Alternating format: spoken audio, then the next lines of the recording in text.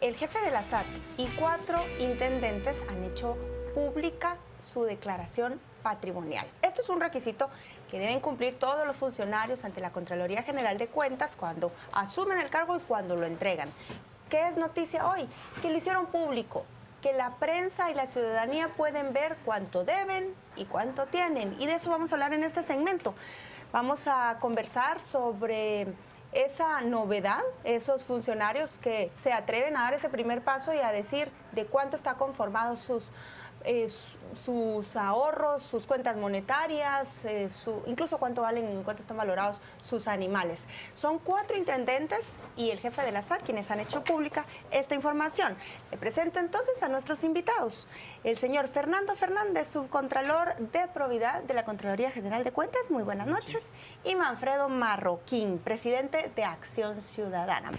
En la ley está contemplado que los funcionarios deben presentar esa declaración jurada en cuanto a sus bienes patrimoniales a la Contraloría General de Cuentas.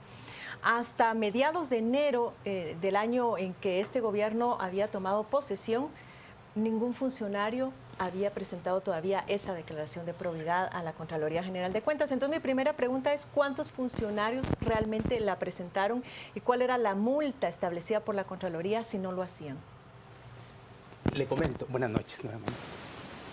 El número exacto de quienes no la han presentado no se lo tengo, pero sí le puedo decir que es un porcentaje alto, quizá un 98%, y hay algunos que por ahí se les ha estado notificando que no la presentaron, un 2%. Esto, llevamos los registros de todos los que la han presentado, multas por no presentarla. Hay una que está enmarcada dentro de lo que es la ley de la Contraloría General de Cuentas, y dice que si no presenta su declaración, estará sujeto a una multa económica equivalente a un salario. Eso es. Pero también tenemos el artículo 419 bis del Código Penal que dice que transcurridos 60 días y el funcionario o empleado público no ha presentado su declaración de probidad, también será sujeto de denuncia. ¿Cómo se recibe que 4 altos funcionarios de la Intendencia de Recaudación digan esto es lo que yo presenté? No presentaron ciertamente el documento oficial que recibe la Contraloría, sino un extracto de la información que recibió la institución para que la prensa lo tuviera condensado.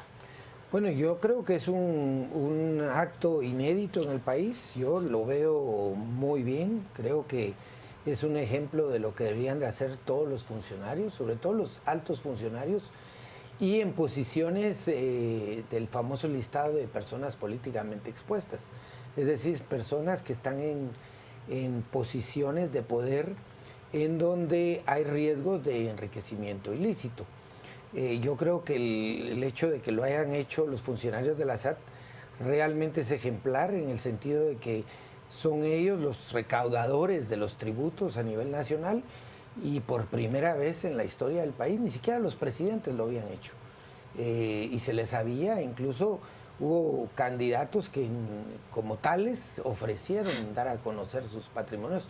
Ya de presidentes se escudaban en que la ley lo prohíbe y no lo dieron nunca. Entonces yo creo que realmente es un hecho que hay que saludar, hay que felicitar a esos funcionarios, porque eso es lo que deberían de hacer todos los funcionarios públicos. Guatemala es de los pocos países de América Latina y del mundo donde todavía no es pública la declaración patrimonial, porque el objetivo de la declaración patrimonial es precisamente corroborar si hubo enriquecimiento ilícito o no, cuando entra un funcionario y cuando sale.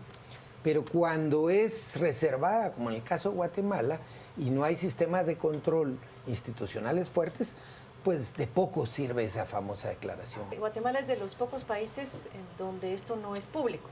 Ahora, una cuestión es que el funcionario, como en este caso, de propia voluntad lo haga público porque la ley no lo obliga.